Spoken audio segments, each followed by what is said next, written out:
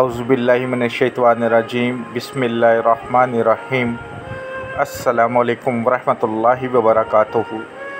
दुआ करता हूँ मेरे मुसलमान बहन भाई दुनिया के किसी भी कोने में हों, खैर व अफ़ियत से हों। दुआ के लिए जब भी हाथ उठाएं, मुझे, मेरी फ़ैमिली को और तमाम मुसलमानों को अपनी दुआओं में ज़रूर शामिल कर लिया करें। आज जो आपके लिए वजीफ़ा लेकर आया हूँ, जो कुरानी अमल लेकर आया हूँ, ये अल्लाह के 3 नाम या अल्लाहु या रहमानु या रहीमु का है। और ये अमल मैंने ख़ुद किया है।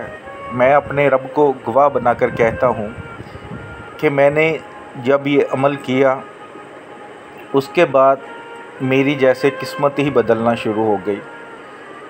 अल्लाह ने मुझे हर चीज़ में नवाजा। तो आज ये वजीफ़ा, ये अमल आपको बताने लगा हूँ। आप भी अल्लाह की रहमत पर, अल्लाह के कलाम पर यकीन करके पूरी ईमानदारी से इसको कीजिएगा। जिस मर्ज़ी मकसद के लिए करें, जिस हाजत के लिए करना चाहें करें, किसी मुश्किल के हल के लिए करना चाहें करें। इस वजीफ़े को ज़िंदगी में अपना एक मकसद बना लें, ज़िंदगी का हिस्सा बना लें। तो मुझे पूरा यकीन है अपने अल्लाह से कि आपको किसी और अमल की ज़रूरत नहीं पड़ेगी, आपको किसी और वजीफ़े की ज़रूरत नहीं पड़ेगी। आपकी हर हाजत पूरी होगी, आपका हर मकसद पूरा हो जाएगा।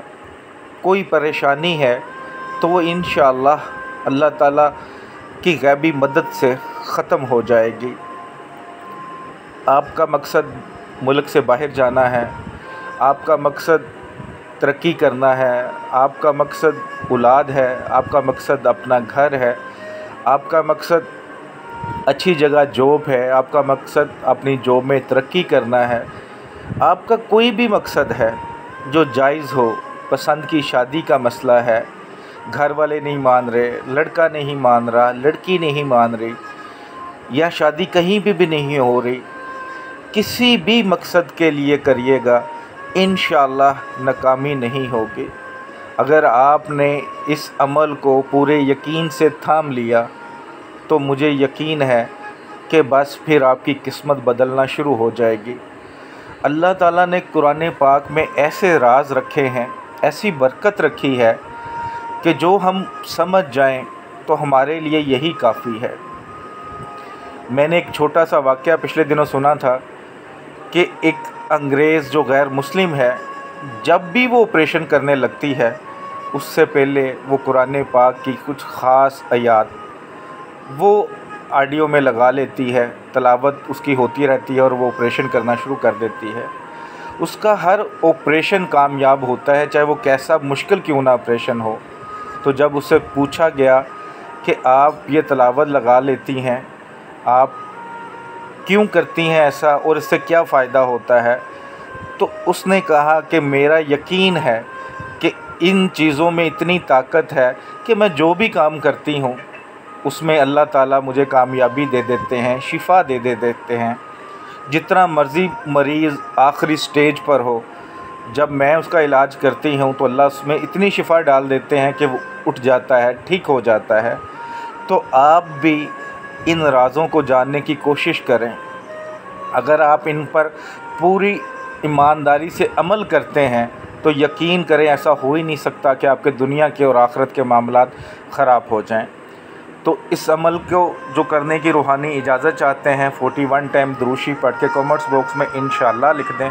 रूहानी तौर पर इजाज़त है।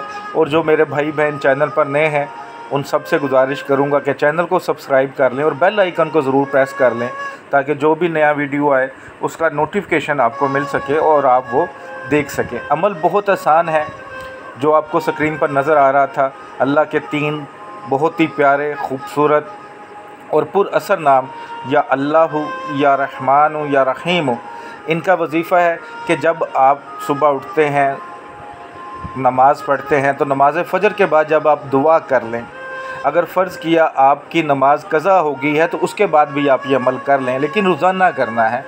दिन की तादाद नहीं, रोज़ाना करें, ज़िंदगी का हिस्सा बना लें कि नमाज फ़जर अदा करने के बाद दुआ कर लें और उसके बाद 500 मरतबा ये तीनों नाम आपने पढ़ने हैं अव्वल आखिर 11 बार दुरूद शरीफ के साथ, यानी कि 11 बार दुरूद शरीफ पढ़ लें, 500 बार या अल्लाह या रहमान या रहीम पढ़ लें, फिर 11 बार दुरूद शरीफ पढ़ लें।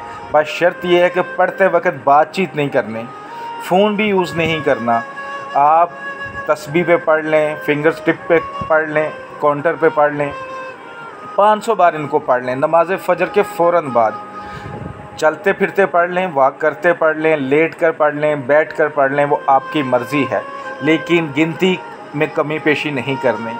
500 बार इन तीनों नामों को पढ़ कर अव्वल आखिर 11 बार दुरूद शरीफ अल्लाह के हजूर सच्चे दिल से दुआ कर लें।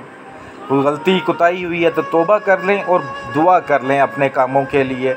इंशाअल्लाह मैं पूरे यकीन से कहता हूँ कि आपकी किस्मत बदल जाएगी, आपका अल्लाह की रहमत पर यकीन कामिल हो जाएगा।